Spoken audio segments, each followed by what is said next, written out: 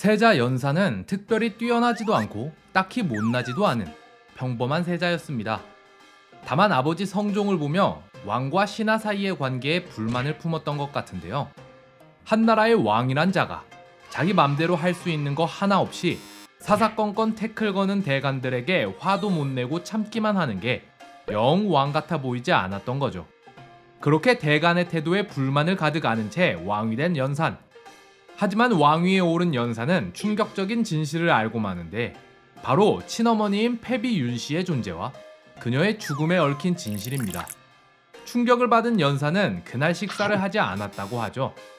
자, 그럼 오늘은 연산과 대간의 갈등이 어떤 식으로 심화되었는지 한번 알아볼까요?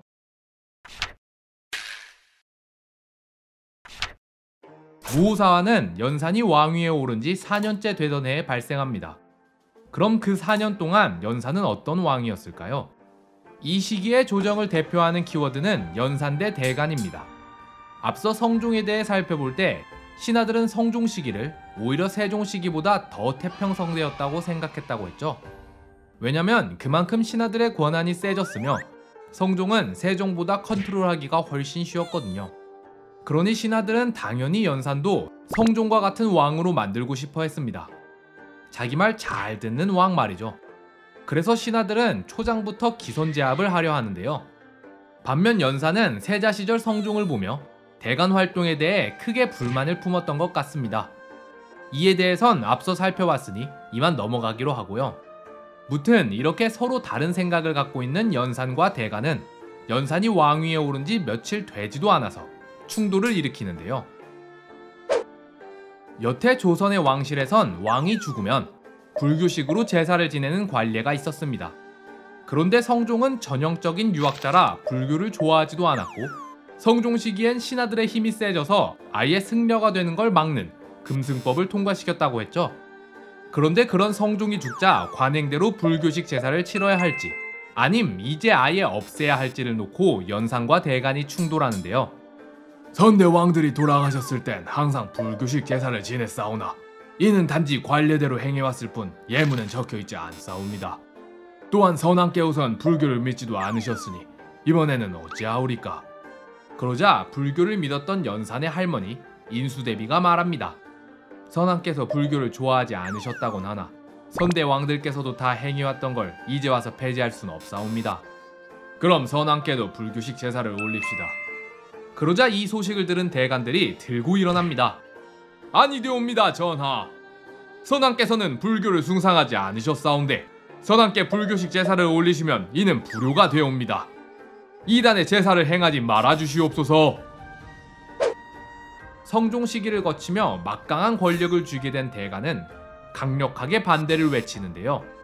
이를 본 대신들은 즉위 초부터 연산에게 압박을 가하는 대간들이 영 못마땅했지만 여기서 잘못 나섰다간 대간의 화살이 자신에게 집중될 거란 걸 알기에 섣불리 나서지 않았습니다. 그런데 그때 좌의정 노사신이 총대를 메고 반격에 나서는데 불교식 제사를 지내는 것이 나라에 흥망이 걸린 일도 아니고 단지 조종의 관례에 따라 지내는 것뿐인데 대간들이 자기 할 일은 제쳐놓고 대궐에 모여 농성만 하고 있으니 신은 이를 매우 그르게 여기옵니다. 그러자 대간의 집중 포화를 받게 된 노사신. 게다가 이번엔 유생들까지 합세하여 노사신을 거세게 비난합니다.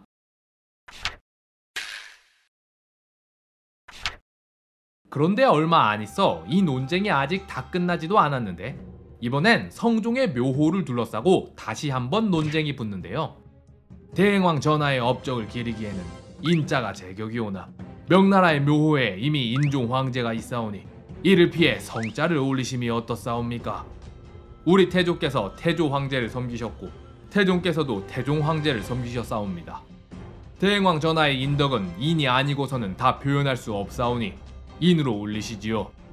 대행왕께서 살아계셨을 때 중국의 정성을 다해 지극히 사대하셨는데 어찌 이제와 중국의 묘호를 침해할 수 있겠소. 대행왕의 묘호는 성종으로 정합시다. 그러자 또다시 들고 일어나는 대간들. 대간들은 성종의 묘호를 인종으로 고치고 성종을 주장한 대신들을 처벌하라며 상소를 올립니다. 그러나 연산은 이 일은 여러 사람의 의견을 들어보고 내가 직접 정한 것인데 어찌 대신들을 처벌하란 말이냐? 라고 말하더니 오히려 유생들을 처벌하라 하는데요. 그리고 저번에 유생들이 불교식 제사를 반대한다며 올렸던 상소를 보니 불경스러운 표현이 매우 많더구나. 상소에 서명한 유생 157명을 감옥에 가두고 어디서 그런 말을 들었는지 국문하여 캐내도록 하라. 그런데 당시 조선은 연줄사회라 감옥에 갇힌 유생 중 거의 절반은 대신의 자제이거나 대간의 친척들이었습니다. 그래서 대간과 대신들은 이건 좀 과하다 싶었는지 이번엔 힘을 합쳐서 연산을 말리는데요. 유생의 말이 비록 경솔하오나 이런 일로 유생을 벌준다면 언로가 막히게 되옵니다. 대행왕 전하께서도 이런 일로 유생을 벌준 적은 없사옵니다. 허나 위를 능멸하는 풍습을 기를 수는 없느니라. 그렇게 국문을 마치자 연산은 유생 3명을 유배 보내고 21명에게선 과거 응시 자격을 박탈합니다. 자, 이게 연산이 왕위에 오른 지 한 달도 안 돼서 일어난 일들입니다. 연산과 대간의 기싸움이 얼마나 치열했는지 보이시나요? 이러한 대치는 연산 집권 초기 내내 벌어지는데요. 원래 대간이 언론 활동을 할 때는 먼저 한두 사람이 왕에게 상소를 올렸다가 거절당하면 이번엔 해당 부서 전체가 상소를 올리고 또 거절당하면 다른 언론기관까지 합세하여 다 같이 상소를 올리고 또 거절당하면 각 부서의 수장들이 합심하여 직접 왕에게 건의하고 또 거절당하면 각 부서의 대간들이 합동으로 왕에게 건의하고 그래도 거절당하면 전 부서의 대간들이 다 튀어나와서는 대궐 앞에 엎드려 농성하고 이것마저도 거절당하면 마지막으로 다 같이 집단사직을 하는 게 순서였습니다. 그런데 연산 때는 아예 즉위 초부터 이러한 과정을 다 스킵하고는 뭐만 하면 대간들이 집단사직을 하고 나섭니다.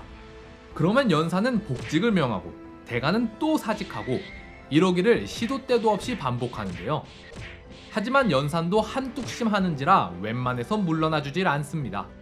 그렇게 대간과 계속해서 대치하던 연산은 갑자기 위험한 논제를 하나 꺼내는데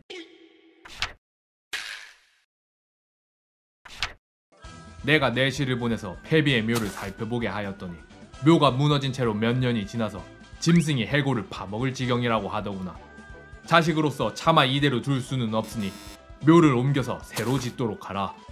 그러자 대신과 대간의 의견이 나뉩니다. 대신들은 안 그래도 패비가 쫓겨나 죽을 때부터 훗날 후환이 되지 않을까 걱정했는데 연산이 이 문제로 칼을 꺼내들면 자기들을 먼저 죽이려 들 테니 패비 문제에 대해서는 연산을 적극 옹호하는데요. 게다가 오히려 대신들은 여기서 한 발 더 나아가 패비를 위한 신주와 사당을 세우고 다시 왕위의 직위를 회복해 주셔야 하옵니다. 라며 아예 패비를 추존하자고 합니다. 반면 이런 이해관계는 전혀 신경 쓰지 않고 오직 유교 하나만을 중시하는 대간들은 일찍이 성종이 절대 패비를 추존하지 말라고 했으므로 성종의 뜻을 쫓아야 한다며 반대하는데요. 게다가 오히려 대간들은 대신들은 패비가 쫓겨나고 죽을 당시 성종대왕의 신하로 이에 동조했으면서 이제 와서 말을 바꾸어 패비를 추존하자고 주장하니 이는 분명 전하께 아첨하려는 것이옵니다. 라며 대신들을 탄핵합니다. 하지만 연산은 들은 척도 안 하곤 대신들과 함께 패비의 묘를 이장하고 신주와 사당을 세우는 일까지 진행하는데요. 그러자 대간들은 전부 대궐 앞에 엎드려 11일 동안이나 시위하고 그래도 연산이 뜻을 굽히지 않자 또 집단사직에 들어갑니다. 그렇게 다시 복직과 사직 릴레이가 펼쳐지죠. 이렇게 연산군이 왕위에 오른 뒤부터 무오사와 이전까지의 4년간은 연산과 대간이 시도 때도 없이 부딪히며 싸움을 벌였습니다. 원로 대신은 처지가 비슷한 연산편을 들기는 했지만 또 대간의 탄핵이 두려워 적극적이지는 못했으며 중견 대신과 승지들은 중간에 끼어서 이러지도 저러지도 못했는데요. 자, 그럼 다음 시간엔 이렇게 대치 상황이 계속되는 연산의 즉위 초, 연산은 어떤 사람이었으며 어떤 정치를 해나갔는지 한번 알아봅시다.